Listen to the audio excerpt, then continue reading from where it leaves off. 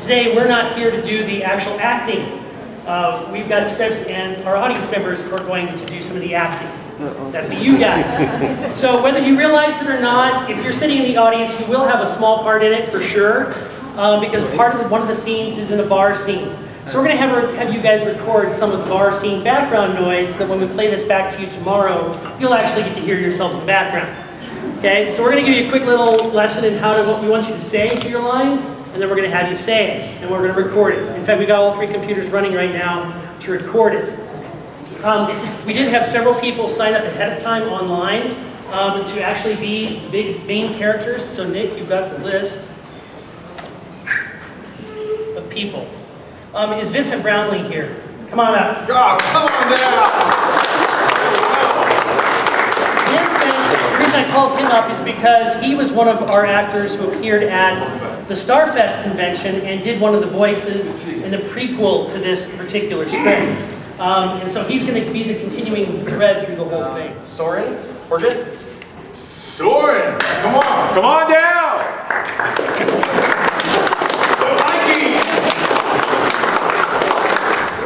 Thank you. Rob Ramos. Rob here? Okay. Dustin Hatchett. Okay. Connor Anderson. Okay. The more people we skip out on, the more people we're going to pull from the crowd. Carly Jerome. Wow.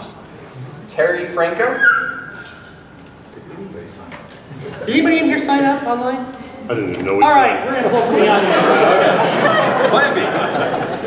Okay, so if you'd like to volunteer for one of the characters, just come on up. We're looking for Captain Nelson.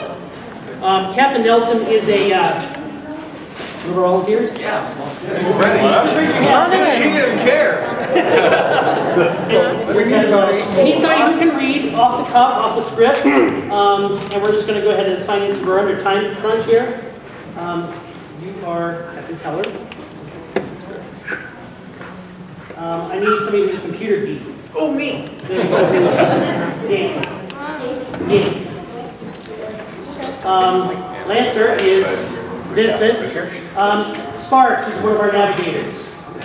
There you go. Santi. Natok, who's our engineer. Okay. Can Nick do a certain range from around the mics? Quan, one of our soldiers. Mercenary soldiers. You forgot your girl? And our last one would be the Mars computer. Come on in.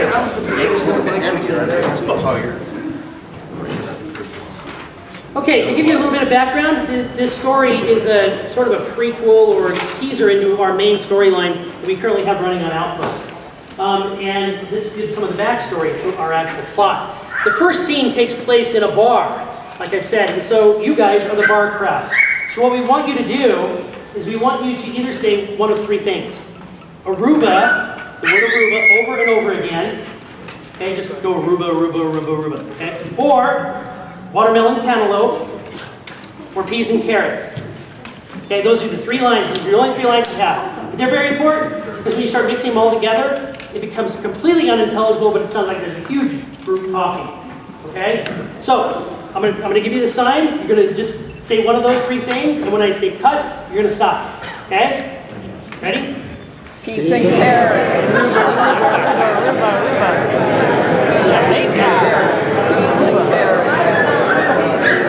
Very good. We're gonna do it one more time, so I just have enough, and so it sounds a little different. That was just a practice. You ready? Peas and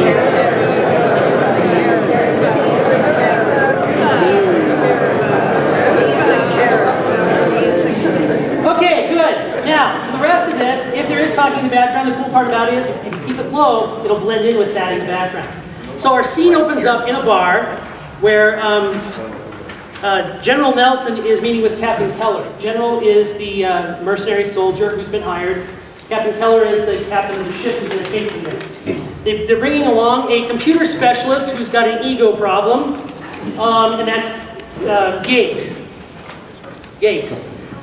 They are going to meet up with Lancer, who is our former Section 31 operative, who is going to help direct the mission. Okay? The way we do this is the actors would read their individual lines and send them to us. We cut them apart, edit them, and send it back. Today what we're going to do is we're just going to read directly through the script like a story, so you kind of get the story as we're going. We're under a tight time crunch, so we may not have time to read through it twice, but we hopefully will. And then we'll mix it tonight, and we'll bring it back tomorrow for this session, and we'll play it back for you. And then we'll have a Q&A with the rest of the crew of Outpost. Okay? No pressure, do it right. Wow. Who's the guy playing one more time? Navigator Sparks. Sparks. And who was I again? Nelson. Right there. Keller.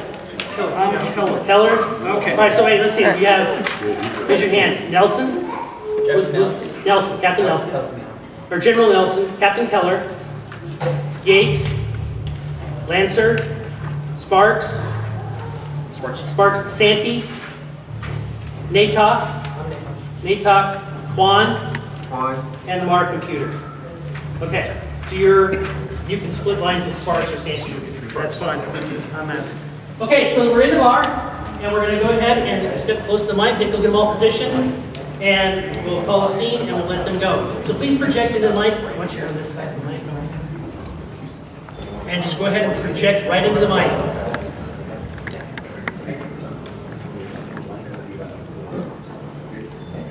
Try to minimize the paper rustling, so we're going to put one staple in it. Okay?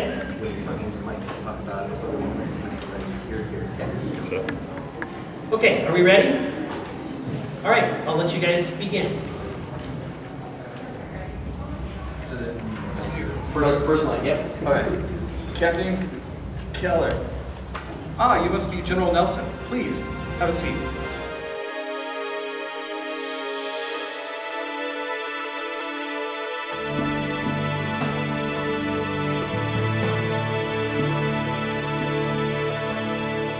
Nonetheless, here is what I found in Daragon's nav computer. Whatever. I'll have another ale. Waitress? And scene. Give these guys a round of applause.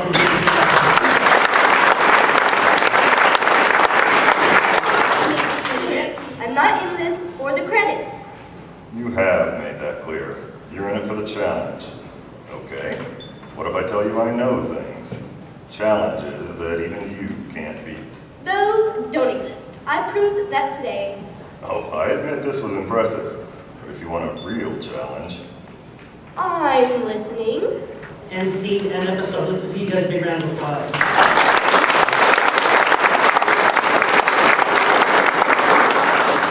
What we'll do after these guys, we'll just do a Q&A if you guys have some questions for us. This is sort of what we do. We do it in our own basements and dens and home with our laptops and our microphones.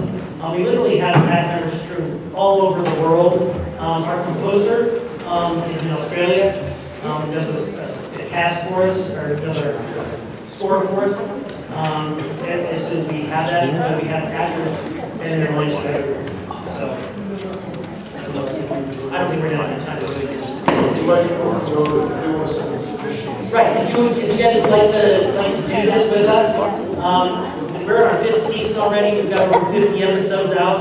And if you want to participate with us, all you have to do is go to StarTrekOutpost.com and then just send us an email and attach a WAV file of your recording of voice, and we will take you on as one of our cast members. So we'll park them up. We'll say, hey guys, this is the part we have available. If you're interested, you just say, yeah, I'd like it. We'll shoot you a script. You record your lines. You send them to us as either an MP3 or a WAV file, and then it gets put into the show. That's all.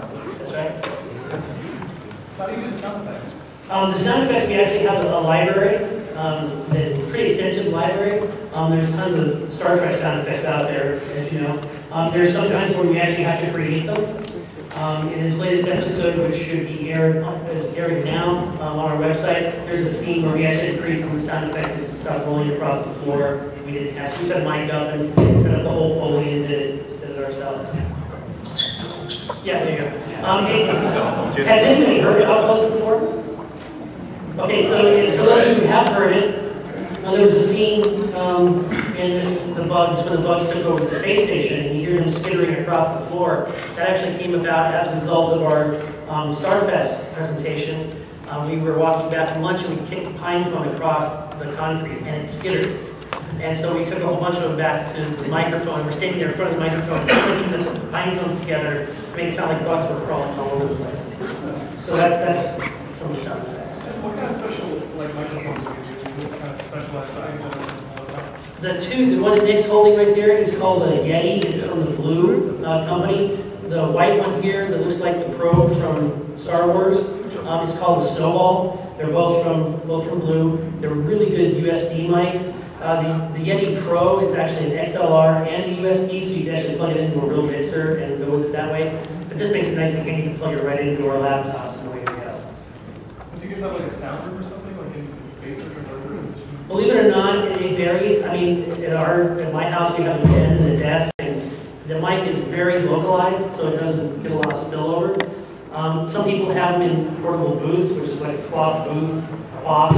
It's got foam inside, and they just put the mic inside. It's like talking to my hands. They put foam inside, and they put the mic there, and that kills all the sound. Some of them actually put it in between pillows, or in a bedroom, or in a closet. And we've been known to record in closets before. Yeah. I was in a hotel room, and what I had to do was pull the table out, little tables in your hotel room, pull that out, put the comforter over it, crawl inside, put pillows all up in there, and that was my sound studio. So We're putting Tony back in the closet after this presentation. Here's another question. Yeah. Oh, I was just wondering if you have people submitting from all over how much cleanup you have to do with the sound afterwards. Usually it's pretty clean. I mean, there'll be an occasion where we'll have to send it back and go, it's not clean enough. You got to re-record it. We try to get people up to speed before they actually do the whole series of lines. Some lines can be, several hundred lines they submit for a script. And so we try to get them with a good quality mic and sound before they actually record the whole thing. Do you ever do like an alien voice or something like that? Like R2D2 system sounds or one of those voice things? We don't do system sounds per se. We try to get voice actors to do some of the actual dialogue. But we do have filters and stuff in our software that actually, raises it up or down and changes pitch, makes it more mechanical or whatnot. We do that with Micah's voice all the time with the computer. She talks normally, but then we put the computer voice on it because it's mechanical, tinny. Well, not completely normally.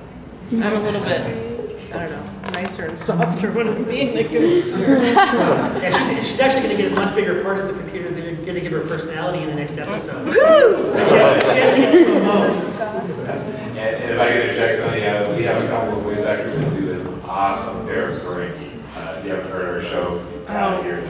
Doug and Cromie, they're a father and son team down in Arizona, and they submitted their audition, and they did a Ferengi pair back and forth. We go, that audition's too good to let go, so we cast them as a Ferengi brother team. So it's father and son doing brothers, and so they get together, and that's their father and son activity. So, if someone wanted to submit an audition and they just have a normal computer, what would you recommend that they do to get that audition? Like how Just to record it? get in a nice quiet place and record, and preferably get a fairly decent mic or a headset mic. And wave pack. There's, where's that? Oh, in the back, blue backpack. If we do have handouts that has a list of all the free software that's available. So if you want to do it in the backpack. You mean the red backpack? Red backpack, sorry, I saw the blue top. So if you want to grab one of the white sheets, it's got all the free software, all the resources for mics and things, and it's even got the sound booth on there and sound effects links. So if you want to do this, come up and definitely grab one of the handouts. Then all you do is just email it to us. On those submissions, is there anything specific that you need to read off on? Nope. Or just start talking? Just start talking. We ask that you pick 2 minutes of material you feel comfortable with. It could be Shakespeare, it could be reading from a book. We just want to hear the quality that you have and your reading style. Local obituaries is good, yeah. And then for those of you who are left, where's the orange bag, Bryce? In that orange bag? Because you were the lucky few that stayed behind to finish off the whole session, in the front top pouch, Dan. We have a CD for you to take home. It is actually episode 47, which is going to air on the 5th of June. So nobody has heard this episode yet. So if you'd like a copy of it, Ann will give you a copy of the episode. Early release. It's early release. Don't share this with anyone. But this will actually hit the website. Dan, up here in front. This will actually hit the website by the 5th of June. What are you talking about? Share it with everybody. Yeah, don't post it on the internet, let me post it on our website. That's about how Right where Megan's at. Did everybody get one? Who needs one? Just put your hand up to make sure you get one. Do we have any questions? What's your day job? My day job? I work for the community college system here in Colorado.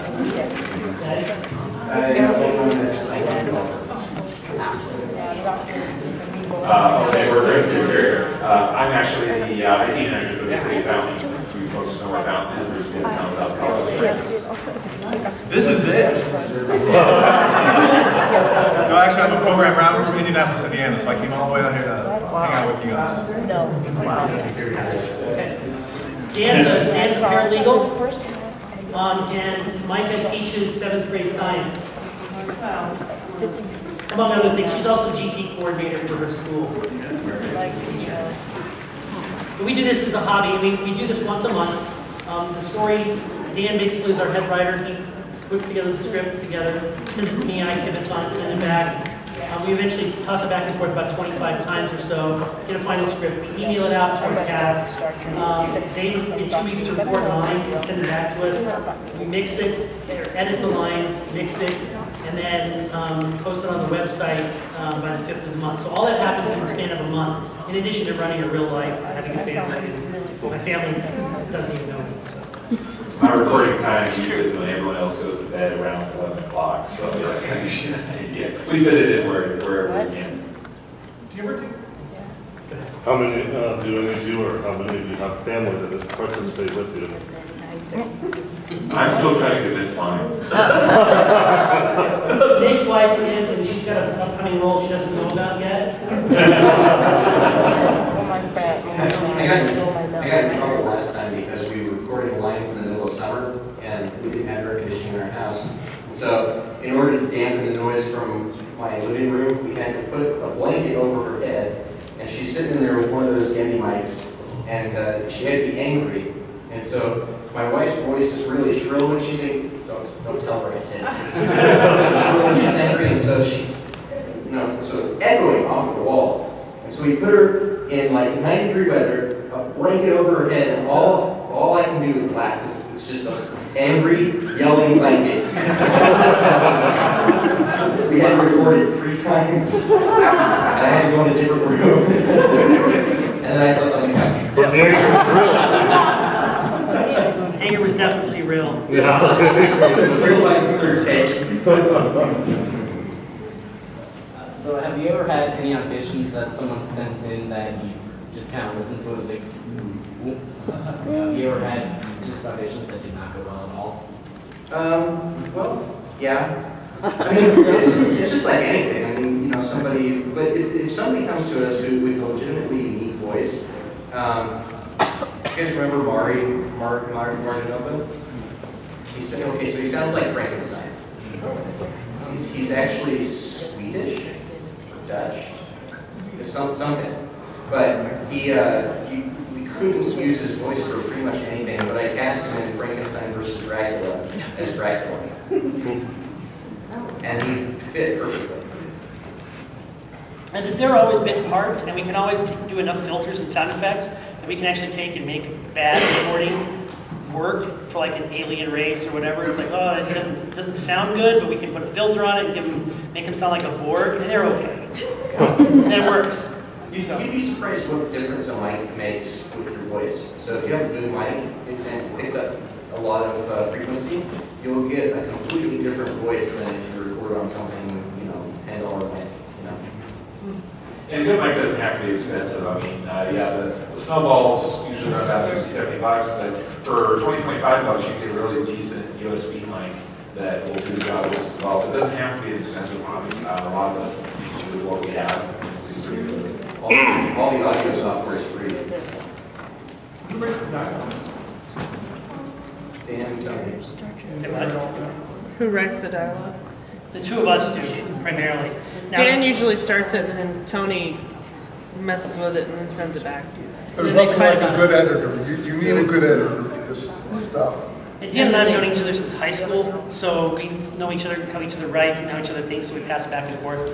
And we've done sort of adopted the whole improvisation thing where you don't say no, you accept it, you go with it, you try to morph it and change it rather than say, you know, I really like your idea, okay, great, let's go with it, let's play with it, and you follow through from there.